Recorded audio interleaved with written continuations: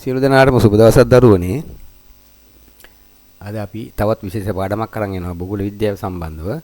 පළවෙනි පේපර් එකේ තියෙන ප්‍රශ්නයක්. මම ඊළඟ ටැබ් එකේදී ඊළඟ කොටසේ විස්තර කරන්නම්. ඔයාලට පුළුවන් මේ ජියෝග්‍රැෆි වීඩියෝ පාඨමාලාවට අපේ ජියෝග්‍රැෆි page 2050 YouTube channel එකට යන්න පුළුවන්. මෙන්න මෙතන තියෙන මෙන්න මේ URL එක short URL එක භාවිත කරලා මේකත් ඉතින් type කරන්න පුළුවන් අලු Google එකට ගිහිල්ලා. Google එකට ගිහිල්ලා අතින් type කරපුවම http://rb.gy/IERM8s මේක type කරලා enter කරපුවම කෙලින්ම මගේ පාඩම් පද්ධතියට යන්නේ. මේ ටික ඔක්කොම බලන්න මම සරිසරේ දාලා තිනවා මේ සැරේ විභාගයට වැදගත් වෙනවා ගොඩාක් දාලා තිනවා. අදත් මම කතා කරන්නේ මේ විභාගයට වැදගත් වෙන කොටස සම්බන්ධවයි. හොඳයි. ඒ තමයි ලෝකයේ විවිධ රටවල මෑත කාලීනව ඇතිවලා තියෙන ගැටලු.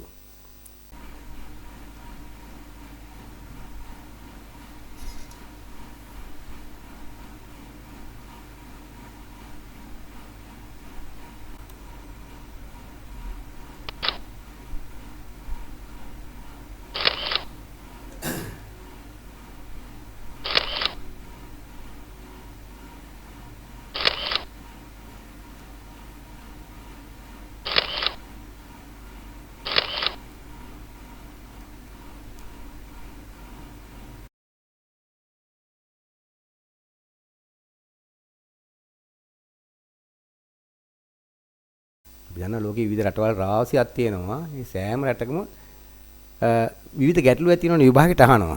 දෙවෙනි පේපර් එකේ දෙවෙනි ප්‍රශ්නෙට දෙවෙනි කොටසේ ප්‍රශ්නෙට අහනවා මෙන්න මේක මෑත කාලීන ප්‍රවණතා කියන රටවල් 3-4ක් අහනවා. ඔයාලා ඉරාකයේ, ඉරානය, ඊශ්‍රායලය, ඊතර බංග්ලාදේශය, නේපාලය වගේ රටවලින් අහන්න පුළුවන්. ඒ සම්බන්ධ වැදගත් තොරතුරු ටිකක් තමයි මම මේකේ ඇතුළත් කරලා තියෙන්නේ. ඒතර ඔයාලට මේ මෑත කාලීන ප්‍රවණතා ලෝකයේ ඇතිවෙච්ච ඒවා පිළිබඳ දැනුමක් ලබා ගන්න පුළුවන්. නම Pulsantha geography page 2050 YouTube channel එකෙන් සියලු දෙනාටම උසස් විභාගයට සුබ පතනවා වගේම අපි යන් අද බලන්න අපේ ඒ කොටස් මොනවද කියලා ලෝකයේ වැදගත් මෑත කාලීන විවිධ තත්ත්වයන් ඇතිවෙච්ච රටවල්. යුද්ධද නේ දේශගුණ තත්ත්වයන්ද ඇතිච රටවල් මොනවද? ඒතර විභාගයට ආපු ගමන් මේ පේපර් එකේ ප්‍රශ්නෙට කිසි ගැටලුවකින් තොරව උත්තර ලියන්න පුළුවන් වේවි. ප්‍රාර්ථනා කරනවා සියලු දෙනාටම එම හැකියාව ලැබෙවි කියලා. හොඳයි බලමු අපි එහෙනම් මොනවද විවිධ රටවල් සමූහය කියලා. යේමනය. හරිද? යේමනියත් එක්ක යේමනේ තියෙන මේ සෞදි අරාබිය දකුණට වෙන්න මේ මෙතන මුල්ලේ. මෙතන තියෙන මේ රතු මුහුද ඔයාලට මේවා මම හිතන්නේ කියන්න දෙයක් නැහැ මේවා දන්නවා දැනටමත් ඔයාලා මේ තියෙන මේ ටික රතු මුහුද මේ පාටක් ගමුකෝ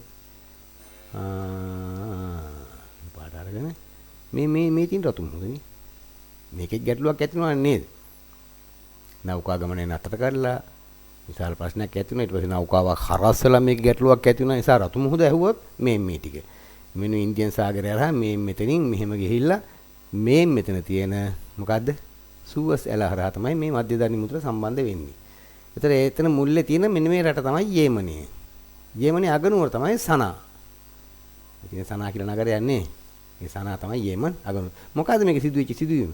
ලෝකේ අවම සාමකාමී රටවලින් එකක්. සාමකාමීත්වය අවමයි කියලා කියන්නේ. කුවිලේ ගැටුම්. මොනවද ගැටුම්? සිවිල් යුද්ධ පවතිනවා. නිකායක ආතතීන්.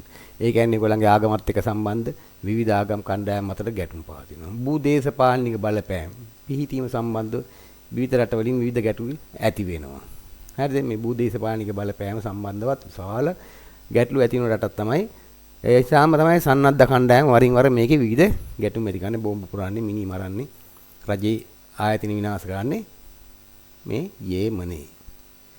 පුළුවන් නේ මතක තියාගන්න. ඔන්න යේමන් නේ අගනුවර තමයි මම මෙතෙන් දාලා තියෙන්නේ මේ සනා කියන නගරය. ඊළඟ එකට මම එහෙම රට ඉතුරු කරන්නම් විස්තර ටික අයින් කරන්නම් විස්තර ටික වලට මෙතනින් බලා ගන්න පුළුවන් දැන් මම කතා කරනකොට මේ තමයි උතුරු සුඩානය. ඉස්සර එකම සුඩානයක් තිබ්බේ. මුල් කාලේ තිබ්බ එකම සුඩානයක් මේ කොම එක සුඩානයක්.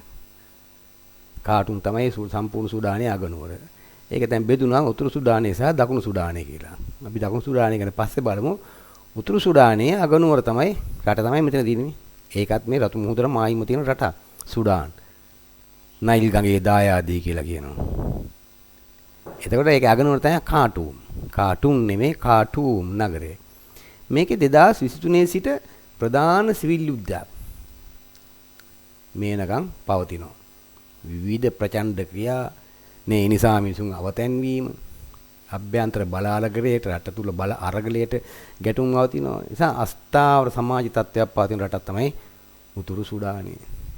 හිතන්නත් දුකයි නේද? තාන්ත දුගී රාජ්‍යයන් සුඩානය කියන්නේ. මෑතක සිට පොඩි වර්ධනයක් තියෙනවා. ඒත් ඉතින් එහෙම වගේ තත්ත්වයන් වර්ධනය වෙන්න බටේ රාජ්‍යයන් දෙන්නේ නැහැ. සමාජ අසමානතාවය වැනි සාධක. සමාජයේ අසමානතාවයන් ඉහළ පැලැන්තියේ පහළ පැලැන්තියේ. අන්න ඒ නිසා මිනිසුන් අතර විවිධ ගැටුම් පවතින රටක් තමයි මේ සුඩානය. එන සුඩානයේ තියෙන්නේ අප්‍රිකාවේ ඒක උතුරු සුඩානයේ අගනුවර තමයි කාටූම් කියන නගරය. බලාගත්ත නේද? විස්තර ටිකක් මතකයිනේ. මේවා ඔයාලට ආපහු රිපීට් කරලා බලන්න පුළුවන් මේ විස්තර ඔන්න ලියාගෙන සුඩානයේ කොහෙද තියෙන්නේ සිටියමක හරි ඔයාලා මාක් කරගෙන ඒකේ විස්තරය ලියන්න තියෙනවා. මම මේ සටහන් කරලා තියෙනවා වගේ රයිට්. ඊනගරට අපි යමු. ඒ තමයි යුක්‍රේනය එක අපි දන්නවනේ. නේද? යුක්‍රේනයේ මේ කියව් අගනුවර නැත්තම් මේකට තව නමක් කියන මෙහෙම શબ્ද එනවා කීව් කියලා. කියන අල්වයන. නේද? ඉස්සර රුසියාවේ තිබ්බ ප්‍රධාන ප්‍රාන්තයක් මේක. රුසියාවට අයත් ප්‍රාන්තය මෙන්න මේ රුසියාව මේක. ඒකට අයිති ප්‍රාන්තයක් තමයි රුසියාවෙන් වෙන් වෙලා ගියේ. මේක වෙන් වෙනකොට රුසියාවෙන් වෙන් වෙච්ච 16 වෙනි රාජ්‍යය තමයි මේ යුක්‍රේනය. දැන් වෙනම රටක්. කළු මුහුද මේ කළු මුහුදට උතුරින් තියෙන්නේ. කළු මුහුදට උඩින් මෙතන තියෙන මෙන්න මෙතන බලා ගන්න පුළුවන්. විශාල කල වෙන්නද මම පොඩ්ඩක්. මේ මෙතන තියෙනවා ඇසෝව් කියලා මුහුදක්. ඇසෝව්. ඒ ඇසෝව් මුහුදත් එක්ක මෙතන තියෙන රාජ්‍යය. ඒතර කළු මුහුද මෙතන ඇසෝව් මුහුද මේ මෙතන රතු නිල් පාටි පෙන්වන කොටසක් තියෙනවා. ඒක අපි හඳුනන්නේ මේ ක්‍රිමියා අර්ධද්වීපේ ක්‍රිමියාව සම්පූර්ණ හුණුගල් සහිත පාෂාණ කලාපයක්. හුණුගල් සහිත පාෂාණ කලාපයක්. ඒ නිසා මේකේ හොඳ පසක් නිර්මාණය හුණුගල් ජීර්ණ වෙලා ඉගෙන ගන්න ඇති මේ නෝන මේ පන්තියේ. ඔය අපේ ළමයි දන්නවා. හුණුගල් සහිත පාෂාණ කලාපයක්. හරි නේද? ඒතර යුක්‍රේනය තව ශාස්ත්‍රීය කළු ලෝම පසක් තියෙන කලාපයක්. ඉතින් හොඳින් තිරිගු හැදෙනවා. ඔයාලා දන්නවා ස්ටෙප්ස් 3 භූමිය පටන් ගන්න මෙන්න මේ කළු මුහුදට උඩින්. ලෝකයේ හොඳම තෘණ සහ තිරිඟු වගා වෙන කලාපයක්. අද ඒක යුක්‍රේනයේ ලෙස ස්වාධීන වෙලා තියෙනවා. ඉතින් මේ රටවල් මේ යුක්‍රේනයේට මේ මෑතක ආක්‍රමණයක් ඇති වුණා. කාගෙන්ද? රුසියාවෙන්. දශක කිහිපයක් විශාලතම ගැටුමක් මහා පරිමාණ මිලිටරි උපකරණ නේද? මේ වනතෙක් එළියට දාපු නැති මිලිටරි උපකරණ යුද අවි යුක්‍රේනයේ භාවිතා කරා. යුක්‍රේනයට භාවිතා කළා රුසියාව විසින්. දේශපාලන ගැටුමක් තියෙන්නේ. මේගොල්ලෝ රණ්ඩු වෙන්නේ කහයක මේ යුද්ධය තියෙන්නේ ප්‍රබල රුසියාවත් එක්ක. රුසියාව කියන්නේ ලෝකයේ තියෙන ප්‍රබල රාජ්‍යයක්. යුද්ධය තින්ද ආර්ථික තින්ද හැම දෙයකින්ම. ඉතින් ඒකේ මේ රුසියා යුක්‍රේනයේ ඉන්න නායකයා තමයි සෙලෙන්ස්කි. එයා චිත්‍රපටි විකට නළුවේ. දැන් අපේ රටෙත් ওই නළුවෝ නිලියෝ මේ පාලනයට ගිහිලා හිටියේ නේද? එතකොට මම නම් කියන්න ඕනේ නැහැ. ඉතින් ඔයාලා දන්නවනේ. එතකොට සෙලෙන්ස්කි කියන්නේ කවුද? එයා චිත්‍රපටියේ වල රුසියාවේ චිත්‍රපටියේ වල රඟපාපු විකට නළුවේ. එයා රටේ ජනාධිපතිතුමා. කවුද? රුසියාවේ ජනාධිපතිවරයා පුටින්. ව්ලාදිමිර් පුටින් දක්ෂේ. පුටින් තමයි රුසියාවේ රහස්සොත්තු සංවිධානයේ අධ්‍යක්ෂවරයා. හිතන්නකෝ එතකොට මේ රණ්ඩු වෙන්නේ කවුරු එක්කද කියලා. රහස්සොත්තු සංවිධානයේක අධ්‍යක්ෂවරයා සහ ප්‍රබල ජනාධිපතිවරයෙක් සහ මෙන්න මේ කවුද? නළුවෙක් එක්ක. ඉතින් යුක්‍රේනයේ විශාල බිම් ප්‍රදේශයක් විනාශයි මේ වෙනකොට ගොඩනැගිලිද. ඒ නිසා මේ පිළිබඳ මට හිතනවා මේ සැරේ ඔයාලෙන් අහන්න පුළුවන් කියලා. ඔයාලා මතක තියාගන්න ඕනේ එතකොට මොකද්ද? මෙන්න මෙතන තියෙන කළු මුහුද. මෙතන තියෙනවා මේ මෙතන මේ ඊතලයේ පෙන්වන තැන මේ කර්සර් එකේ පෙන්වන තැන මෙතන තියෙනවා ඇසෝව් කියලා මුහුදක්. හරිද? ඊට පස්සේ මෙතන තියෙනවා මාමරා කියලා මුහුදක්. මාමරා. මේවා මේ වලට පන්ති කාමරේ ඉගෙන ගන්න ඇති. මේ වීඩියෝ එක බලන අපේ ළමයි 30 40ක් ඉන්නවා. මෙතන විභාගයට යන ඒ ළමයි මේවා දැකලා තියෙනවා දන්නවා. ඒගොල්ලෝ අහපු ගමන් ඒගොල්ලන්ට කියන්න දන්නවා. එතන යුක්‍රේනයේ සීමාව මතක තියාගන්න. යුක්‍රේන ගංගා මොනවද? යුක්‍රේන අගනුවර තමයි. එතකොට කීව් නැත්තම් කීව් කියන එක මම ඉස්සෙල්ලා කිව්වේ. නෑ යගේ මතක තියාගන්න ඕනේ. දැන් පැහැදිලිද? ඈ පැහැදිලි වෙන්න ඕනේ ඉතින්නේ. හොඳයි. අපි යන් ඊළඟ එකට එනවා. ඒ තමා දරුවෝ මොකද්ද? මියන්මාරේ. මේ මෑතක ගැටුමක් ඇති වුණානේ මියන්මාරේ. ඒකේ අගනුවර නේපිඩාව්. ඉස්සර හැඳින්නේ රැන්ගුන් නගරය අගනුවර කියලා. අද ඒක නේපිඩාව් කියලා හඳුන්වනවා නේ මියන්මාරේ. ඉස්සර මේක හැඳින්නේ බුරුමේ කියලා අපේ ලංකාවේ උපසම්පදාවම අරන් ආවේ බෞද්ධ ආගමේ. එතකොට මේ මෙතනින් එනවා ඊටාමන්ම විශාල ගංගාවක්. මම මේක තියෙන පාටි මදින්න ඈ. මේ මෙතන ඇල මුහුදට මේ මුහුදොරේ තමයි මොකද්ද? මේ රැන්ගුන් නගරේ තිබ්බේ අගනුවර තිබ්බේ. ඉතින් මේක ඇල වැටෙන්නේ මේ ඉන්දියන් සාගරේ මෙන්න මේ බෙන්ගාල බොක්කඩේ ගංගාව. විශාල ගංගාවක්. ඉතින් මේකේ ඔය මණ්ඩලේ ටොංගි කියන ප්‍රදේශවල විශාල වීවගා බිම් තියෙනවා. කුෂි කර්මාන්තය යටින් ඉතා ශාස්ත්‍රීය වලාපයක්. මියන්මාරේ ඔන්න වගේ සිවිල් යුද්ධයක් ඇති වෙනවා. මෑත කාලේ. සන්නාද කණ්ඩායම් රාශියක් එක්ක ගැටුම් ඇති වෙලා අද එනකොට ආර්ථිකය පවා තරමක් පහළ මට්ටමට පැමිණලා තියෙනවා.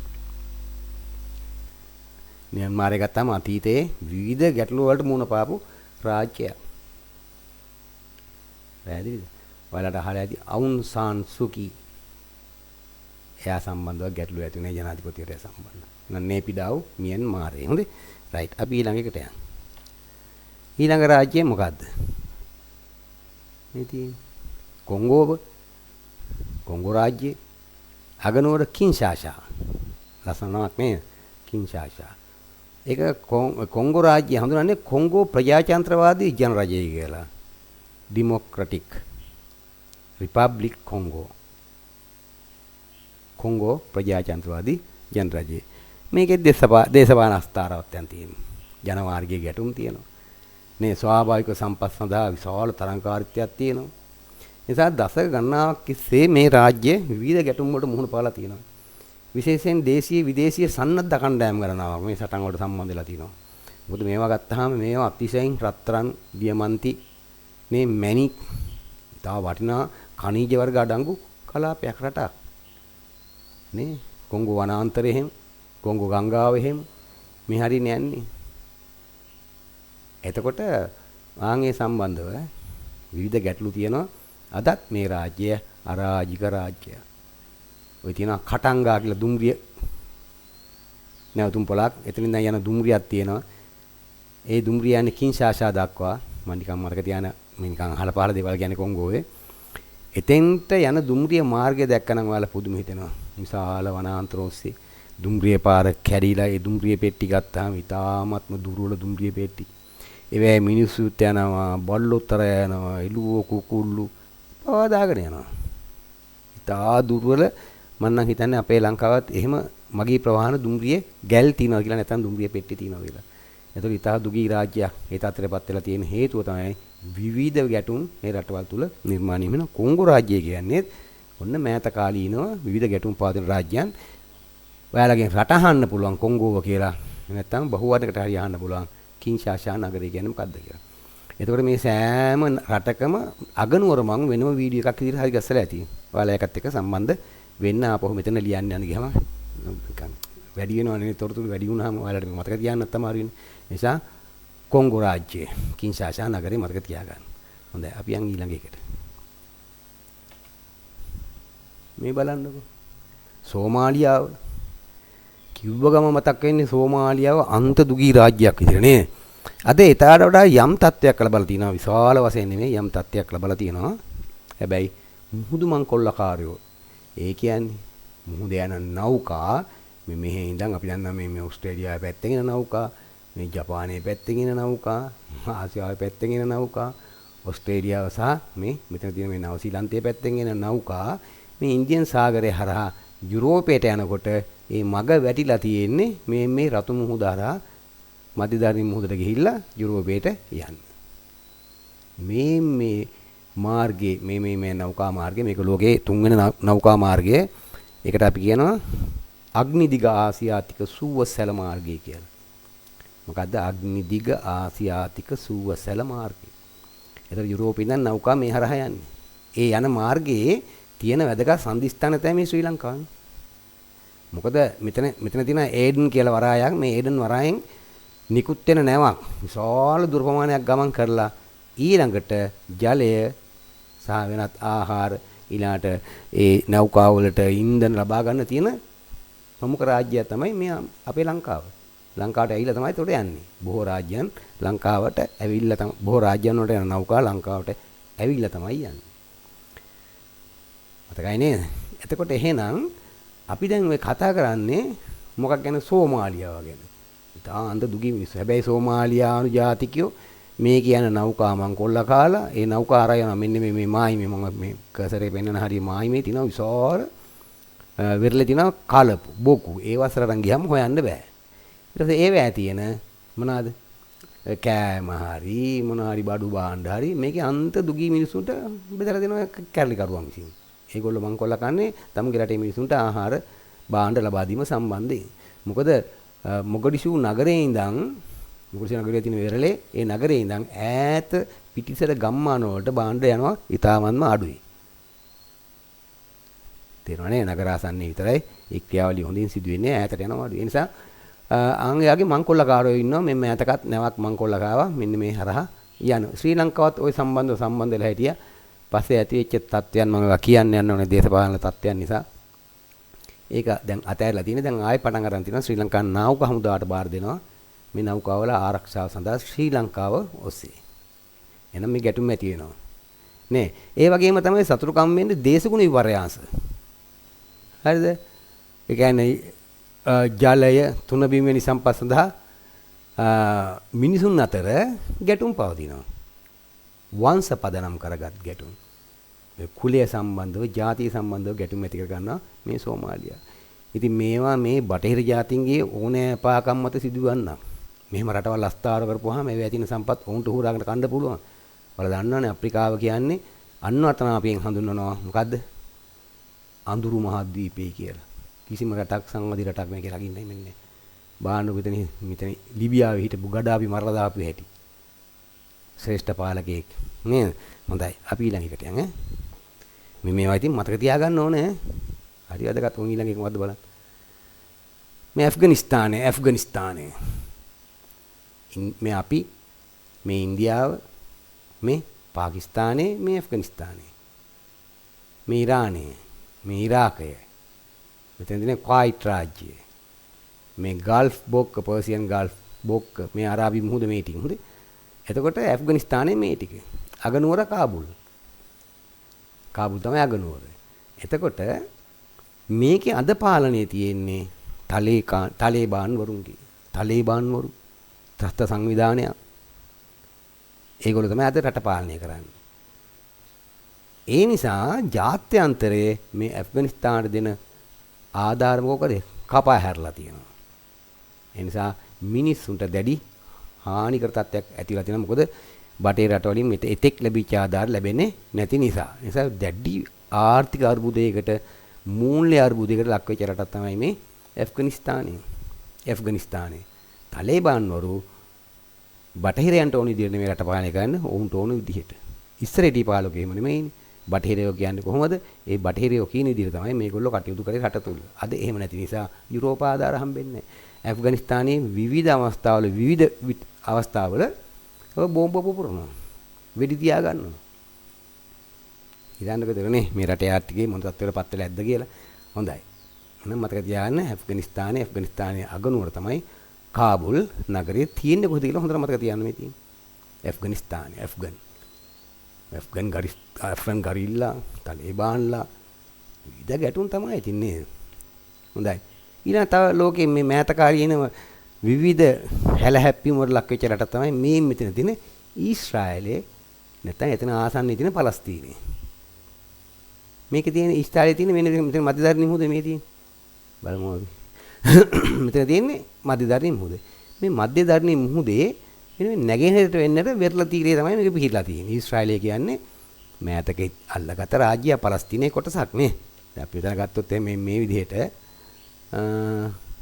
ඊශ්‍රායලය මේ බලන්න මේ මෙතන තියෙන එක තමයි මේ ලෝක වල වෙන්නේ. මේ තියෙන මෙඩිටරේනියන් මධ්‍යධාරණී මුහුද. හරිද? එතකොට මේක මධ්‍යධාරණී මුහුද මේ ටික මේ මෙන්න මෙතන තියෙන මුහුද තමයි මේ මධ්‍යධාරණී මුහුද මේ විශාල කරලා තියෙන්නේ. දැන් මේකේ මෙතන ඊජිප්තුව මේ වටේ තියෙන රාජ්‍යය තමයි ඊජිප්තුව. ඒ කියන්නේ ඔයාලා දන්නවා මේ ටික ඊජිප්තුව. ඊට පස්සේ ජෝර්දානය. හරිද? මෙතන තියෙන ජෝර්දාන. මේ තියෙන කුඩා රාජ්‍ය. ඊළඟට තමයි මෙහා පැත්තෙන් තියෙන්නේ සෞදි අරාබිය නම් මෙහාටයි තියෙන එකක් මායිමේ නෙමෙයි තියෙන්නේ. ඊළඟට සිරියාව. සිරියාව කියන්නේ මෙන්න මේ කොටස මෙන්න මේ ටික. සිරියාව. සෞදි අරාබිය මේ පැත්ත. හොඳේ. ඊට පස්සේ එතනින් උඩින් තියෙනවා තා ලෙබනන් කියලා මේක පේන්නේ අපිට උඩින් තියෙනවා ලෙබනන් කියලා. පලස්තීන මේ මෙතන අකුරු මෙන්න මේකට යටින් තියෙන්නේ. ඔයාලට මේකෙන් බලාගත්තා ඇයි? අන්න රයිට්. ලෙබනනය සිරියාව ජෝර්දානයේ ඊජිප්තුවර වට වෙච්ච ප්‍රදේශය තමයි මේ මොකද? ඊශ්‍රායල් කියලා කියන්නේ ඊශ්‍රායල්. මේ තියෙන ඊශ්‍රායල් කියලා. මේ ඊශ්‍රායල් ජාතියොන්ට මේගොල්ලෝ කවුද ජාතීන්? හීබ්‍රු භාෂාව කතා කරන යුදෙව් ජාතිය. යුදෙව්වෝ. ඔයාලා මතක ඇති හිට්ලර්. යුදෙව්වෝ හොයා මරලා දැම්ම නේද? පෝලන්තේ අවුට්විට්ස් බන්ධනාගාරය විතරක් ලක්ෂ 10කට අධික ලක්ෂ 10කට අධික ජනසංඛ්‍යාවක කියන්නේ යුදෙව් ජාතිකයෝ හොයලා ගෑස් කාමරවල දාලා මරලා දැම්මා. මන්නම් කියන්නේ හිට්ලර් කරපු ඒ ක්‍රියාවලිය හොඳයි. ඊට පස්සේ ලෝකේ පුරාම ගැටලුවක් ආවනේ ඔයාලට. හිට්ලර්ට ගැටලුවක් ආවා යුදෙව් මරනවා කියලා. ඊට පස්සේ හිට්ලර් මොකද කියන්නේ? හිට්ලර් කියනවා රයිට්. මං එහෙනම් ඔක්කොම මරන්නේ ටිකක් ඉතුරු කරන්නම්. කවදා හරි දාසක ඔයාලා මට කියයි හිට්ලර් කරපු වැඩේ හොඳයි කියලා. අද ඒක ඔප්පු වෙලා තියෙනවා. මේ ඊශ්‍රායලය කියන්නේ පලස්තීන රාජ්‍යයේ ඈත් කලාපය. මේ සම්පූර්ණ කොටස පලස්තීනි. ඊශ්‍රායල් ජාතිය කියන්නේ නැත්නම් යුදෙව්වන්ට අපි කියන යුදෙව්වෝ කියලා. යුදෙව් ජාතිය. යුදෙව්. මේ යුදෙව්වන්ට තිබ්බේ නෑ රට. අර හිට්ලර් මරනකොට දෙවන ලෝක යුද්ධයේදී මේගොල්ලෝ තැන විසිරලා හිටියේ. ඊට පස්සේ ඇමරිකානු උදව්වත් අරගෙන තමයි මේ භූමිය අල්ලගත්තේ. මේ භූමිය අයිති වෙන්නේ පලස්තීනයට. ඔය ශ්‍රේෂ්ඨ පාලකෙක් හිටියා යසාර්පත් කියලා. පලස්තීන තමයි අයිති උනේ. ඒ පලස්තීනයේ කොටස් තමයි මේ නිල් පාටින් තද නිල් පාටින් මේගොල්ලෝ අල්ලගෙන තියෙන්නේ. අද පලස්තීනට අයිති වෙලා තියෙන්නේ පූංචි ප්‍රදේශයක් මේ තියෙන ගාසා ස්ට්‍රිප් වෙන ගාසා තීරය.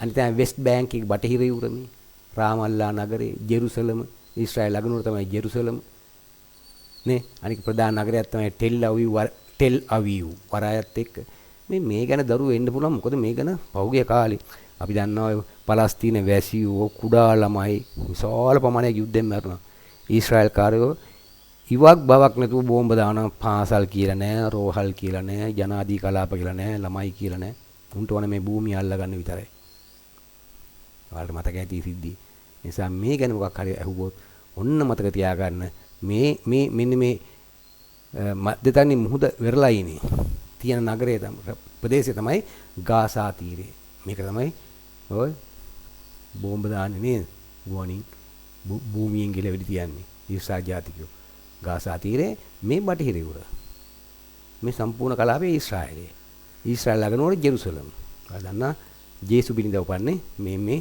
ජෙරුසලමනේ නේද ටෙල් අවීව් නගරය දැන් මතක තියාගන්න නේද රයිට් ඔය රටවල් දෙක ඔය රට මතක තියාගන්න හොඳයි අපි ඔකෙන් අයින් වෙලා තව එකකට යන්න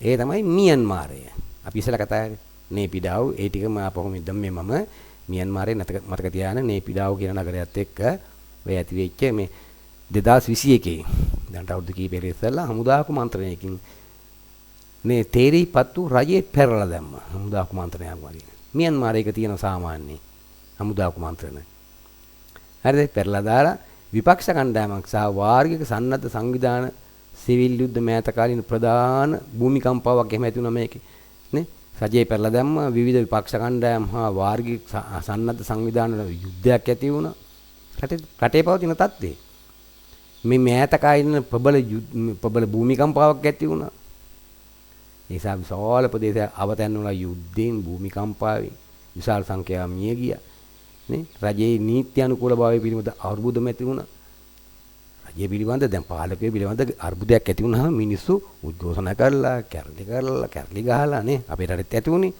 ආන් ඒ වගේ තත්ත්වයකට පත් වෙච්ච රාජ්‍යයක් තමයි මේ මියන්මාරය කියන්නේ බලන්න මෙතන තියෙනවා භූමිකම්පාවක් සිදු වුණා කියලානේ ඔයාලා දැනටමත් දන්නවා ලෝකේ භූමිකම්පා කලාප. මේ එකක් මේම ගිහිල්ලා මෙතනින් ගිහිල්ලා උතුරු ඉන්දියාව මේ හරහා මෙහෙම මේ දෙන්නේ. භූපැල්ම. එහෙනම් මෙතන ඇති වෙන්න පුළුවන් අනිවාර්යෙන්. නේපාලෙත් එකක් ඇති වුණා මේ මෑතක. ඊට පස්සේ පාකිස්තානය, ඇෆ්ගනිස්තානය ඇති වුණා. ඊට පස්සේ මෙතන ඉරානයේ ඇති වුණා. නගරයක් සම්පූර්ණ වැළලී ගියා. හොයන්නවත් බැරුණා මිනිසුන්ගේ. නිසා මතක තියාගන්න භූමිකම්පා කලාප මොනවා කියලා. ඒකෙන් මේ මියන්මාරයට දැඩි ලෙස හානි සිදු වුණා කියලා මතක තියාගන්න ඕනේ. හොඳේ අගනුවර නේපිඩාව. ඊට පස්සේ තව රටකට යන් අපි ඒ තමයි මැඩගස්කරේ. මෙන්න මෙතන මැනික් කොට හරි ප්‍රසිද්ධයි මැඩගස්කරේ. මලගාසිය කියලා කියන අගනුවර තමයි ඇන්ටනාරිවෝ කියන අගනුවර. අපේ ලංකාවේ මිනිස්සු කියලා සිංහල ජාතිය කියලා මේවා මැනික් කරනවලු පතල් හදාගන්න. විශාල ආදායම් ලබන්න පුළුවන් ඉතින්.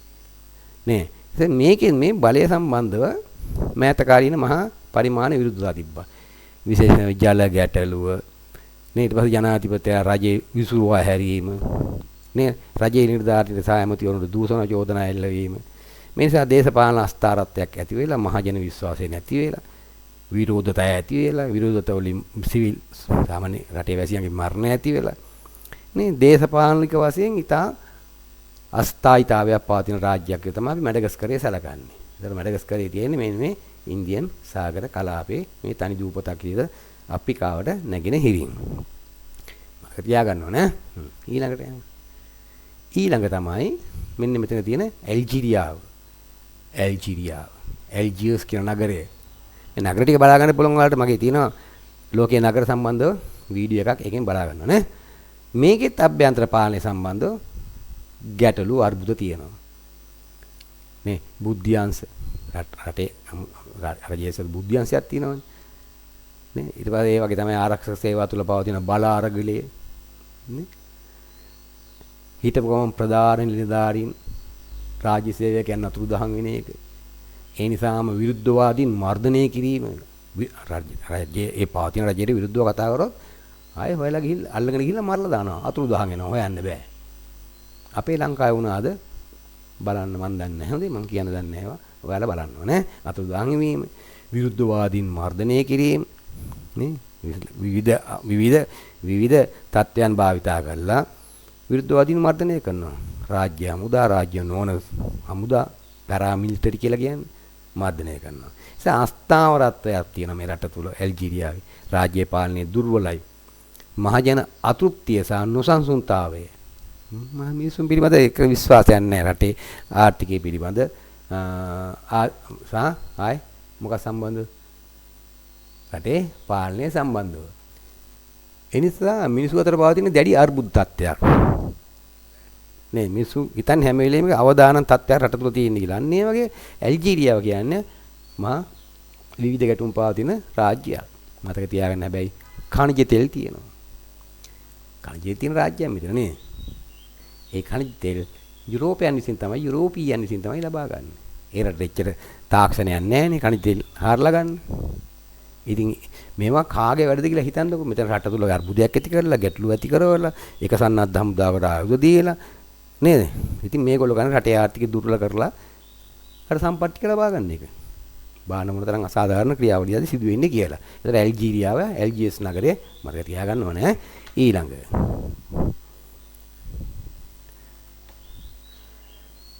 රට මොකද්ද? අන්න දැන් අපිට දකිනවා දකුණු සුඩානේ. මේ උතුරු සුඩානේ අපි කතා කරේ ඉස්සෙල්ලා. මේ දකුණු සුඩානේ. ඒක නම අගනුවර තමයි ජුබා නගරය. ජුබා. මේකේ පවතින ගැටලු හින්දා විවිධ අවස්ථාවල සාමක්‍රියාවලින් සාමය සම්බන්ධව කට්ටිය එකතු වෙලා සාකච්ඡා කරලා ඒව ඇත්තටම සාර්ථක වුණේ නැහැ. නිතර රජයේ හමුදා සහ විපක්ෂය අතර ගැටුම් ඇති වෙනවා. රජයේ හමුදාත් එක්ක විපක්ෂයත් එක්ක ගැටුම් ඇති වෙනවා කියන්නේ විපක්ෂය කියන්නේ නැත්නම් රටේ පාලකයෝ නොවන කණ්ඩායම විපක්ෂ කණ්ඩායම කියන්නේ ආයුධ අතේ තියන් ඉන්න මිනිස්සු නෙමෙයිනේ. රජයේ හමුදා ආයුධ අතේ තියන් ඉන්නේ. සමහර විපක්ෂයේ ආයුධ හොරහදේ භාවිතා කරනවා ඇති. නිතර ගැටුම් ඇති වෙන නිසා මේ වෙනකොට ගැටුම් පවතින සුඩානේ. දැඩි ආහාර හිගයක් අනාරක්ෂිත බවක් රට තුල දකින්න ලැබෙන්නේ. ආහාර හිගය නිසා ළමුන්ට මන්ද පෝෂණය, විවිධ පණු රෝග, චර්ම රෝග, අක්ෂි රෝග ඒ වගේ දේවල් නිතර දකින්න ලැබෙන රාජ්‍යයක් තමයි දකුණු සුඩානේ. හිතන්න එතකොට නේද? ඔය වීඩියෝ එකක් ගිහින් බලන සවුත් සුඩාන් කියලා ගහලා බලන්න. සවුත් සුඩාන් සොසයිටි කියලා ගහලා බලුවම ආන් ඒවැ පෙන්නයි ළමයි ඉන්නේ හැටි, ළමයි කන හැටි. ඒ ළමයින් මන්ද පෝෂණය ඇදිලා ඉන්නේ හැටි. නේ? මෙන්න දකුණු සුඩානයක් මේ වෙන විට ආර්ථික වශයෙන් නැතන් ගැටලු සහිත රටක් බවට පත් වෙලා තියෙන්නේ. හරිද? ඊළඟ එකට යන්න. මොකද ඊළඟ රට?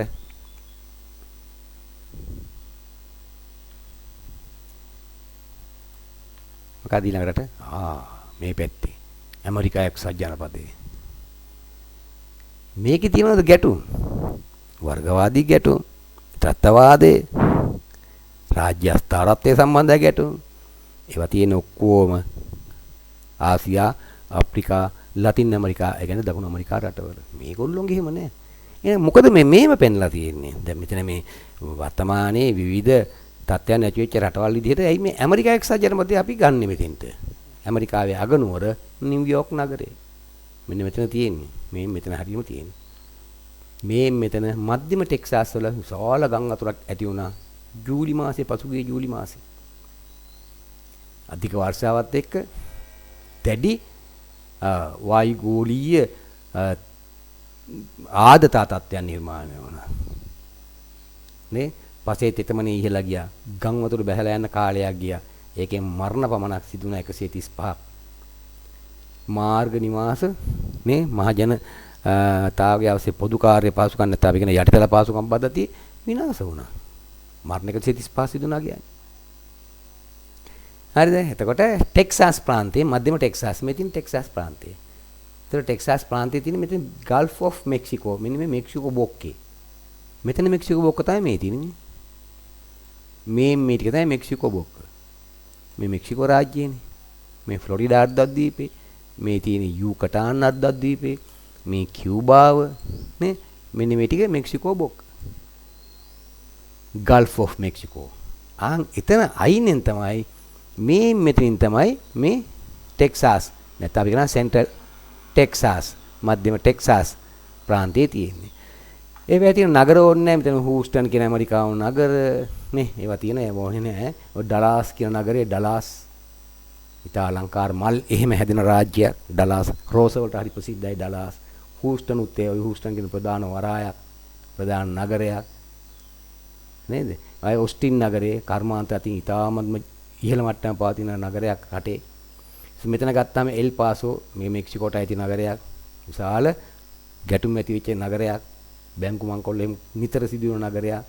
ඉතින් ඔයාලා මතක තියාගන්න මෙතනින් ඇමරිකා එක්සත් ජනපදයේ ටෙක්සාස් කියපු ගමන් ඒක මාක් කරන්න නම් එන එක නෑ සිටියන් වල ඇමරිකා එක්සත් ජනපදයේ දුන්නොත් ඒ ටික මතක තියාගන්න උත්සාහ කරන්න. හරිද? එතකොට ඒකත් එක්ක අපි දකිනවා තව මෙන්න මෙතන දූපත් විශේෂයෙන් මොන දූපත්ද? හවායි දූපත් වල 2023. හවායි දූපත් තමයි මේ තියෙන්නේ. මේ ටික මේ ටික හවායි දූපත්. මේ හවායි වල ලොකුම දූපත බිග් අයිලන්ඩ් එක. ඊට අමතරව මේ කුඩා දූපත් නේ. ඔව් කියන කුවායි කියන නේ කව්වායි කියලා කියන වචන කව්වායි. කුවායි කියලා කියනවා. කව්ආයි තමයි නම.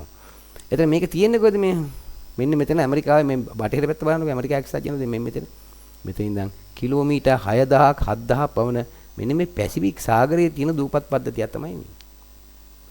මම දන්නවා ජාත්‍යන්තර සුනාමි අනතුරු ඇඟවීමේ මූලස්ථානයේ පිහිලා තියෙන්නේ මෙන්න මේ හවායි දූපතේ. හවායි. කව්වායි කිව්වහම ලෝකයේ වැඩිම වර්ෂාවල් ලැබෙන කලාපය. ලෝකයේ වැඩිම වර්ෂාව කියන්නේ වැඩිම දින ගණනක්. වැඩිම වර්ෂාවන් ලැබෙන්නේ කෙරාපුංචි වලට ඉන්දියාවේ. වැඩිම වර්ෂාව ලැබෙන්නේ මෙන්න මේ කව්වායි. දින එක දිගට වහිනවලු දින 360ක්. එතකොට හේකෙත් ඇති වෙනව මොනවද? ලැබුගිනි. නේ? විශේෂයෙන් මවි නැත්නම් ලහයිනා කියලා ප්‍රදේශයේ දැඩි වියලි තත්වයක්. නිසා දැඩි ගිනි කුණාටු. තද සුළං ඇති වෙනවා වියලි සුළං. ඒකෙන් මරණ 100කට වඩා සිදු වුණා නිවාස විශාල වශයෙන් විනාශ වුණා. මේ සංස්කෘතික වශයෙන් ඓතිහාසික හානි රාශිය සිදුවෙච්ච කලාපයක් තමයි මේ. මේක සිදුවෙන්නේ ඒතර දේශගුණ බලපෑම දේශගුණ වශයෙන් සිදුවෙන වෙනස්කමක් සිදු වෙන්නේ. ආර්ථික සමාජීය වෙනස්කම් ත්‍රස්තවාදය වගේ දේවල් ඇමරිකාවේ නැහැ. ඉතින් ඒගොල්ලෝ ඒවා කරන්න ඉඩ දෙන්නේ නැහැ. ඒගොල්ලෝ මොකද කරන්නේ වෙනින් රටවලට නම් ආයුධ දෙනවා. ත්‍රස්තවාදීන්ටත් ආයුධ දෙනවා, හමුදාවටත් ආයුධ දෙනවා. දෙගොල්ලෝ තොපි ගහගනින්න. ඊට පස්සේ ආර්ථිකේ හුරා ගන්න හොර රාසේ යටින් ඉඳගෙන. රයිට්. එහෙනම් මතක තියාගන්න ඇමරිකා එක්සත් ජනපදය. හොඳයි. ඊට පස්සේ අනික තමයි මේ මෙතන ග්‍රීන්ලන්ත තියෙන්නේ. අගනුවර නූක්. නූක් නගරේ තියෙන වෙන්නේ මෙතන. බලන්න මගේ අර නගර දැක්කම සිටියේ හොඳයි. එතකොට මේ ග්‍රීන්ලන්තයේ අගනුවර නූක් මේකේ දැවැන්ත නායාමක් ඇති වුණා 2023 සැප්තැම්බර් 2023 අවසාන කාලේ නේ ඒ ප්‍රදේශයේ තමයි ඩික්සන්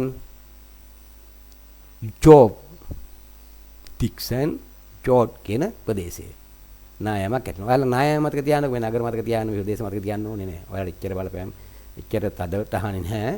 මෙන්න මේ ප්‍රදේශයේ මේ ඇතිවෙච්ච මෙන්න මේ නායාම ඒකම ලෝපුරා සුනාමියක්. ඒ නායාමත් එක්ක වෙරළා තන්නේ සුනාමියක් එක්ක භූකම්පන තත්ත්වයකුත් ඇති කරා.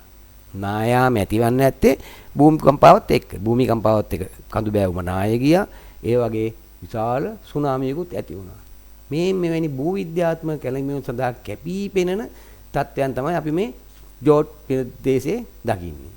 නිතර ඒ ප්‍රදේශයේ දැඩි අස්ථාවරත්වයක් පෙන්වන්න කරනවා මහජන ජීවිතවලට. ඒ වගේ තමයි සමාජ කටයුතු වලට සංස්කෘතියට ගමනාගමන ඒ වගේ ඒ මානව සමාජයේ ඇතිවෙන විශාල ගැටලු ග්‍රීන්ලන්තේ නූක් ග්‍රීන්ලන්තේ මේක තමයි ලෝකයේ තියෙන විශාලම දූපත නේද විශාලම දූපත ලෝකයේ තියෙන මෙතන තියෙන අයිස්ලන්තේ මැදින් බූපැල්මක් තියෙනවනේ ඉතින් තියෙන බූපැල්ම මේ හරහා බූපැල්මක් තියෙනවා නිසා අයිස්ලන්තේ දකින් බලන්න ඔයාලා ගිහිල්ලා යමහල් රාශියක් තියෙනවා යමහල් ක්‍රියාකාරීත්වය ඉතා ප්‍රබලයි ඒ අයිස්ලන්තේ අපි කතා කරේ ග්‍රීන්ලන්තේ ගැනනේ හොඳයි අපි තාහයකට යම් බලන්න ඊළඟ රාජ්‍ය ගැටුම් ඇති වෙච්ච පාකිස්තානයේ නිතර ගැටුම් නේ මොහමඩ් අලිලා හිටියා ඔකේ බෙනාසී බූතලා හිටියා අලි බූතෝලා හිටියා සෝරි මොහමඩ් අලි නෙමෙයි බෙනාසී බූතෝසා කවුද එයාගේ තාත්තා අලි බූතෝ ඒගොල්ලෝ තමයි රට හොඳ මට්ටමකට රැගෙන ආවේ දැන් ඉතින් පාකිස්තානයේ හරි අඩාලයි වල දන්න දක්ෂ ක්‍රිකට් ක්‍රීඩකයෙක් හිටියා ඉම්රාන් ખાන් එයා රටේ ජනාධිපති වුණා ඊට පස්සේ එයාටත් විවිධ බලපෑම් ඇති කළා මේනකොට ඔහුත් හිරේ ඉන්නේ නිතර ගැටුම් පාතින රාජ්‍යයක් නේ ඒ වගේ තමයි ගම් වතුර තද මෝසම් වැසි දියවන ග්ලැසියර් මගින් ග්ලැසියර් දියවෙනවා කියලා කියන්නේ දැන් අපි ගත්තොත් එහෙනම් මෙතන මේ හරිය කඳුනේ තියෙන්නේ මේ ඉන්දියාවේ මෙන්න මේ ප්‍රදේශයේ කඳු හින්දු කුෂ් නේ සුලයිමාන් කඳු තියෙන්නේ අන්නේ කඳු වල ග්ලැසියර් නිතර ග්ලැසියර් දියවන ග්ලැසියර් මගින් හානිය තියෙනවා ගම් වතුරක් යන්නේ තියෙනවා තද මෝසම් වැසි අපි දන්නා මේ මෝසම් කලාපේනේ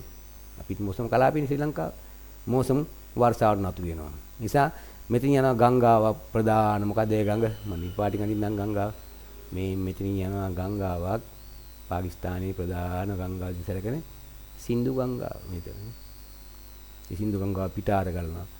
ඒ නිසා මරණ විතරක් 1700කට අධික ප්‍රමාණයක් 2022 මේ ගම් වතුර නිසා ඇතිලා තියෙනවා. දීපල බිලියන ගානකට හානි සිදු වෙලා තියෙනවා. ජනයා මිලියන ගණනක් අවතැන් වෙලා තියෙනවා. යන්නේ නැතන් නැතු නිවාසිනාසි නිසා. රටතු තිබ්බ කර්මාන්ත, මාර්ග, වරාය, ගුවන් තොටුපළ මේ රජයේ ගොඩනැගිලි විදුලි රැහන් මාර්ග ඒකට සංනිවේදන මාර්ග ඒවා පවා විනාශ වෙලා තියෙන මේකත්. මේ පාකිස්තානයත් අපි දන්නවා විවිධ ගැටලු වලට ලක්වන රාජ්‍යයක්. මෙතන වැදගත් උනේ මේ 2020 ගම් වතුර. හැබැයි ඒකේ අදත් අපි දකිනවා මොනවද? ත්‍රස්තවාදී ගැටලු. පරිපාලනයේ සම්බන්ධව ගැටලු. නිසා මතක තියාගන්න පාකිස්තානයේ කොහෙද? පාකිස්තානයේ අගනුව තමයි ඉස්ලාමාබාද් කියන්නේ. ඉස්ලාමාබාද් නගරේ තියෙන හරියට මේ මෙහාට එන්න මතක තියාගන්න. තේරුණානේ? හොඳයි. ඊළඟ එකට යන්න. මතක තියාගන්න රටවල් ටික දැන්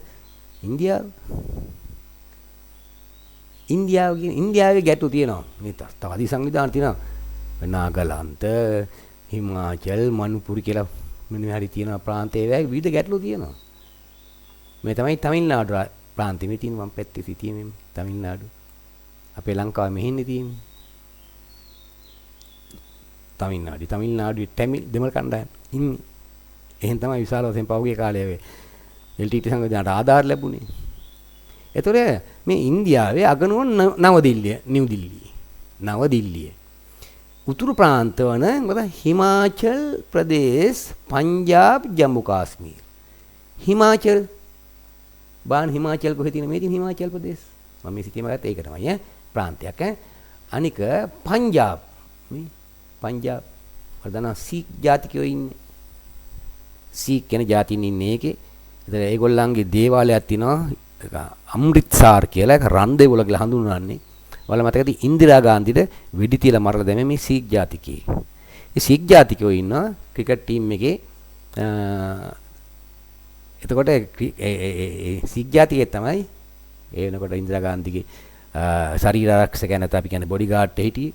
එයා තමයි මෙයාට වෙඩි තියන්නේ නේ. අනි ගැටුම් තියනවා මේ පංජාබ් ප්‍රාන්තය සම්බන්ධව.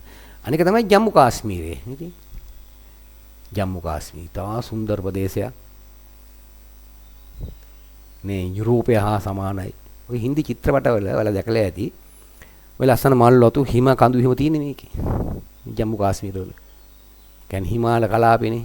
හිමාල කඳු වැටි කලාපේනේ මේ ටික. එතකොට මතක තියාගන්න ඔන්න ඔය ප්‍රාන්ත රාජ්‍යවල මෝසම් ගම් වතුර. මෝසම් වර්ෂාවත් එක්ක ඇති වෙන ගම් වතුර. කුඩා කුඩා ගංගා රාශියක් තියෙනවානේ මේකේ. ඊළාට නායම් කඳු නෙමෙයි. කඳු නිසා නායම් සිදු වෙනවා. ග්ලැසියේ දිය වෙනවා. හරිද? ග්ලැසියේ විල් ඔයාලා අහලා ඇති ඔය පුරෝ ග්ලැසියේ විල් ඊට පස්සේ තව ගොඩාක් තියෙනවා විල් වර්ග නේ. ග්ලැසිය වල ඇති වෙන අපි ග්ලැසිය කාදෙන්ද කතා කරලා තියෙන්නේ. අංගේ ග්ලැසිය විල් පිපිරීම ග්ලැසියේ විල් වල ජලය දරා ගන්න බැරුව ජලය පිට අරගෙන යනවා පිපිරීම. හදිසි ගම් වතුර නායම් ඇති කරන මේකේ නොනවතින වර්ෂාපතනයක් ඇතිවලා තියෙනවා. එක දිගටම තිකු කාලයක්. ඒකට කියනවා නොනවතින වර්ෂාව. non stop rain. අන්නේ නිසා මේදි මරණ මේ ප්‍රදේශවල මරණ 90කට වැඩි ඉතිරිලා තියෙනවා. 90 ප්ලස් කියලා තියෙන 90කට වැඩි. ලක්ෂ සංඛ්‍යාත ගාණක් අවතැන් වෙලා තිනවා. භෝගවලට, වගාවීම් වලට නේ පසු සම්පත් කියන්නේ සත්ත්වපාලන වංශයට දැඩි හානි. යටිතල පහසුකම් කියන්නේ මාර්ග පද්ධති, විදුලි බල පද්ධති නේ රජයේ ගොඩනැගිලි ඒවා සම්පූර්ණ විනාශ වෙලා දුම්රිය මාර්ග විනාශ වෙලා දැඩි හානියක් ඇති වෙච්ච ප්‍රදේශයක් තමයි මේ ඉන්දියාව රටක් විදිහට ගත්තාම. ප්‍රාන්ත විදිහට ගත්තාම අපි කතා කරන්නේ මෙන්න මේ හිමාචල් ප්‍රාන්තයයි, පංජාබ් ප්‍රාන්තයයි, ජම්මු කාශ්මීර ප්‍රාන්තයයි. ඔයාලගෙන් මේ වහන්නේ නැහැ. ප්‍රාන්ත අහන්නේ බහුවරකට හුවොත් තමයි නේ. ඉන්දියාවේ නිතර දේශගුණ විපර්යාස ඇති වෙන ප්‍රාන්ත ඇතුළත් වර්ණේ.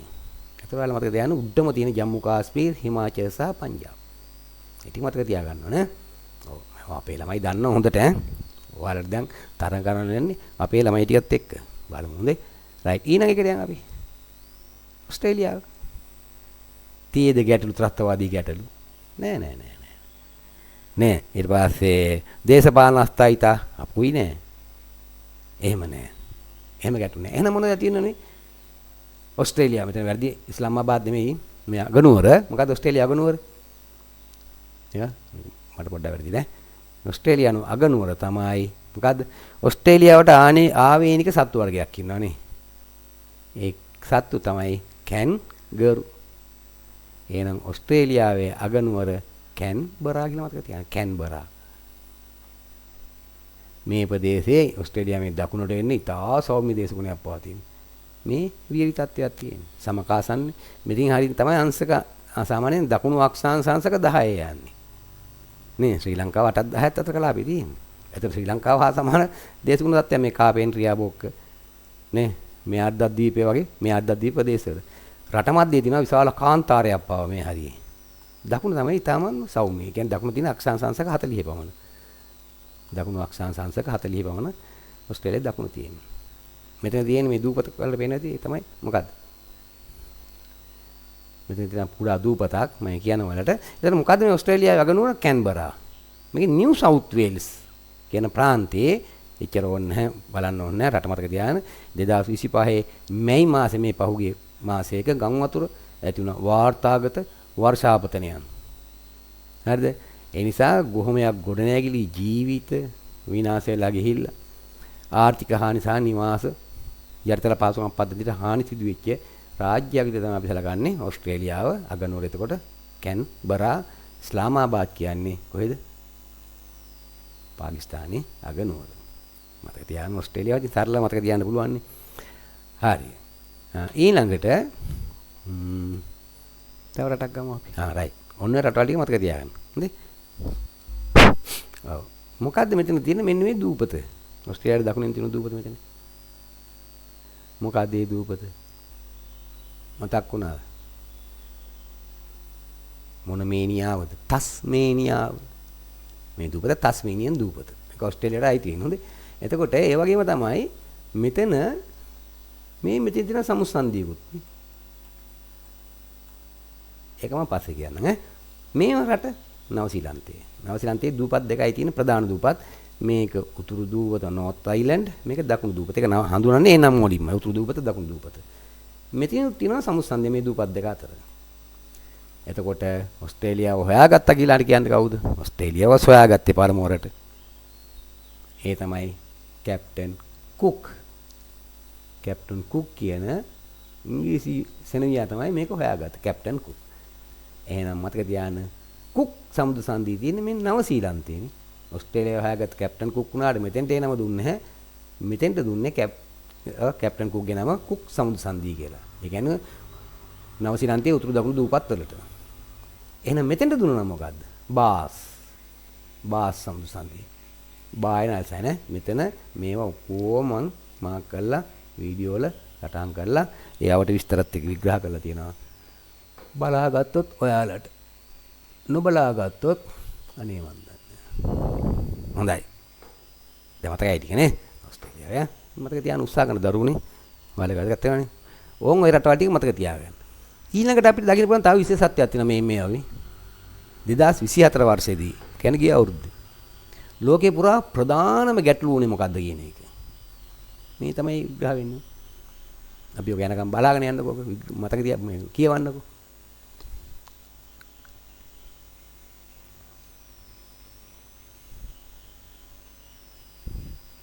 මේ අක්ෂර වින්‍යාසයේ මේ වෙනස් මොකද මම මේවා AI වලින් artificial intelligence අන්තර්ජාලයෙන් ලබාගත් තොරතුරු ඒවා ඒ විදිහට මම සිංහලට පරිවර්තනය කරලා ගත්තේ ඒවා හදන්න ගියේ නෑ ආපහු ටයිප් කර ඒ නිසා තමයි මේ අක්ෂර වින්‍යාසන් එහෙම වඩා වෙනස් වෙලා තියෙන්නේ. ඔයාලා දන්න හින්දා ගැටලුවක් නෑ. මේ ප්‍රබල කියන තැන එහෙම නේ මේ වගේ ප්‍රබල අපි ලියන විදිහ නෙමෙයි ඈ රයිට්. මොනවද 24 ප්‍රධාන ගෝලීය ගැටලුව? ඒ තමා විශාල රටවල් සංඛ්‍යාව පුරා ඇති වෙච්ච මොකද්ද? විශාල රටවල් සංඛ්‍යාව පුරා ඇති වෙච්ච මොකද්ද? වාර්තාගත උණුසුම්ම තත්ත්වය. 2024 තමයි ලෝකයේ ගෝලීය වශයෙන් උණුසුම්ම වර්ෂය වුණේ. ලොව පුරා කලාපවල පෙර නොවිරු ආන්තික සිදුවීම් විනාශකාරී සිදුවීම් 151ක් ඇතිලා තියෙන්නේ මේ උෂ්ණත්වය තුල. ගම් වතුර, තාප තරංග, දැඩි උණුසුම් සුළං සහිතව නේද? කුණාටු නිසා විශාල පිරිසක් අවතැන් වුණා. දීපල විනාශ වුණා. සාමාන්‍යයෙන් ලක්ෂ 8කට ආසන්න පිරිසක්, ලක්ෂ 8කට වැඩි පිරිසක්. ලක්ෂ 8යි මේ දන්න දාලා තියෙන ඊට වඩා වැඩි පිරිසක්. ඒගොල්ලෝගේ ඒ කණ්ඩායම් වල නිවාස හිමිලා තියෙනවා. භෝග විනාශ වුණා. යටිතල පහසුකම් විනාශ වුණා. මිනිසුන්ගේ මානසික පීඩනය වැඩි වෙන්න පටන් ගත්තා. නේ? අවධානයේ ලක්ුණු ජනතාව සඳහා මේවා නිරාවරණය කරගන්න විශාල වශයෙන් ප්‍රබල අවධානමක් දරන සිදු වුණා. විශාල මුදලක් ඒ සඳහා වැය කරන්න සිදු වුණා. ඒ නිසා 2024 ප්‍රශ්නයක් આવොත් අනුමාන බහුවර්ණයකට 2024 තමයි ලෝකයේ නේද? වාර්තාගත උණුසුමක් වර්ධනය වෙච්ච වර්ෂය. ඒකෙන් සිදුවෙච්ච හානි. ඉතින් ඒ ටික මේක සම්බන්ධ කරලා ලියන්න පුළුවන්. එහෙනම් ඉතින් අදට ඇති. සබ්ස්ක්‍රයිබ් කරගෙන යන්න අනිවාර්යයෙන්ම. මොකක් හරි කමෙන්ට් එකක් දාන්න. හොඳයි නරකයි. මේ පැහැදිලි නෑ. මේ තව කරුණු අවශ්‍යයි. ඒ වගේ දේවල් දාන්න කමෙන්ට් එකක් අනිවාර්යෙන් දාන්න දරුවෝ. හරිද? ඒ වගේම තමයි මොන හරි ප්‍රශ්නයක් තියෙනවා නම් කමෙන්ට් තීරේ සඳහන් කරන්න. මම උත්තර ලියනවා ඒකට. අනිවාර්යයෙන්ම සබ්ස්ක්‍රයිබ් කරන්න. මොකද සබ්ස්ක්‍රයිබ් කරොත් තමයි මාව මොටිවේට් වෙන්නේ. මට ඒක තමයි වැඩිපුර පාඩම් හදා දාන්න පුළුවන් විභාගය ඉස්සෙල්ලා. ඒ වගේම ඕල් බටන් එක ක්ලික් කරලා තිබ්බොත් මේ මම ඉදිරිපත් කරන හැම පාඩමක්ම මම මෙතින් YouTube එකට දාපු ගමන් ඔයාලට notification එකක් ලැබෙනවා. ඒකට ටක් ගාලා බලන්න පුළුවන්. මේකට යන්න අවශ්‍ය නැහැ. එතකොට එහෙනම් අර ඉස්සෙල්ලා මම පෙන්න URL එක භාවිතා කරලා ගිහිල්ලා බලන්න. මේවට සල්ලි ආයෙ වෙන්නේ. ඔය නිකන් එකන් ඔය කාර් බලන වෙලේ මේ ටික බලාගෙන යන්න. එහෙනම් සියලු දෙනාටම සුබ දවසක්. අපි ආයි වීඩියෝ එකකින් හමු වෙමු.